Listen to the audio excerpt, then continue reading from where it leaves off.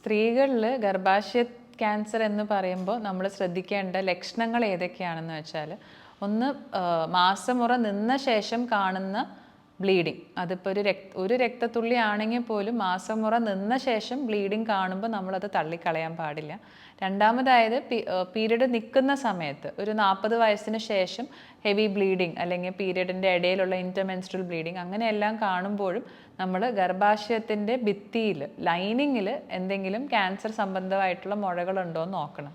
ഇതിന് നമ്മൾ സാധാരണയായിട്ട് ചെയ്യുന്ന DNC അഥവാ എൻഡോമെട്രിയൽ ബയോപ്സി, എൻഡോമെട്രിയൽ ആസ്പിറേഷൻ വെച്ചിട്ട് ബയോപ്സി എടുത്ത് നോക്കും ക്യാൻസറസ് ആയിട്ടുള്ള കോശങ്ങൾ അവിടെ ഉണ്ടോ എന്ന്. ഉണ്ടെങ്കിൽ ഗർഭാശയ ക്യാൻസറിൻ്റെ പ്രത്യേകത ഏർലി ആയിട്ട് നമ്മൾ കണ്ടുപിടിക്കുമ്പോഴത്തേക്ക് ഓപ്പറേഷൻ വെച്ച് തന്നെ ഒരു പരിധിവരെ നമുക്ക് ട്രീറ്റ്മെൻറ്റ് ആവും.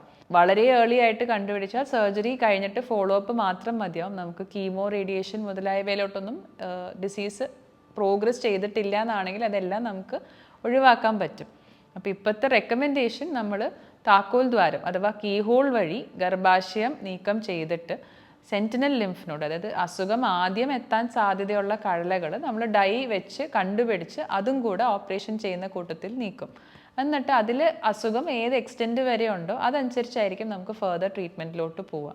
അപ്പോൾ ലക്ഷണം ആദ്യം തുടങ്ങുമ്പോഴേ തന്നെ നമ്മൾ ഫർദർ ഹോസ്പിറ്റലിൽ പോയി ഡോക്ടറെ കാണിച്ച് ഈ പറഞ്ഞ പോലെ എൻഡോമെട്രിയൽ ആസ്പിറേഷനും ബയോപ്സി എല്ലാം എടുത്ത് നോക്കി ഏർലി ആയിട്ട് നമ്മൾ MRIയിലൊക്കെ ഏർലി ആയിട്ടാണ് കണ്ടുപിടിക്കുന്നതെങ്കിൽ നമ്മുടെ സർജറി തന്നെ ഒരു 80% ആൾക്കാരിലും ട്രീറ്റ്മെൻറ്റ് ആയിട്ട് നമുക്ക് നിർത്താൻ സാധിക്കും.